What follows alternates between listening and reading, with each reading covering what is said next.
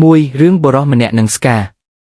ភរិយាបុរសម្នាក់ទើបតែមានកូនខ្ចីជាទីស្រឡាញ់ថ្ងៃមួយភរិយាប្រគល់កូនឲ្យបុរសជាប្តីមើលព្រោះខ្លួនឯងមានធរៈចេញទៅខាងក្រៅក្នុងខណៈនោះស្ដេចប្រើអាមាត្យឲ្យហៅបុរសនោះមកជួយរៀបចំពិធីបុណ្យជាបន្ទាន់បុរសស្លហើយប្រញាប់ប្រញាល់ទៅតែគិតក្នុងចិត្តថាតើមានអ្នកណាមើលកូនខ្ចីនេះពេលនោះបុរសនឹកឃើញដល់ស្ដាដែលខ្លួនចិញ្ចឹមហើយស្រឡាញ់ដូចកូនបង្កើតក៏ប្រគល់កូនឲ្យស្កាមើលជាបណ្ដោះអាសន្នសិន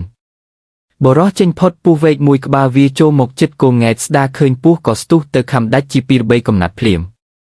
មុខមាត់ដៃជើងស្ដាប្រឡាក់ឈាមក្រហមច្រាវាអង្គុយចាំមើលភ្លើម្ចាស់វាត្រឡប់មកវិញបុរសមកដល់ស្ដាស្មូនទៅទទួលកន្ទោម្ចាស់ដោយរីករាយវាខំសម្ដែងអាការៈត្រេកអរព្រោះវានឹកថាបានបម្រើសង្គមម្ចាស់ដោយប្រពៃបុរសយកច្រឡំឃើញឈាមប្រឡាក់មុខមាត់ស្ដាក៏កំណត់ក្នុងចិត្តថាស្ដានេះប្រកាសជាស៊ីកូនហើយ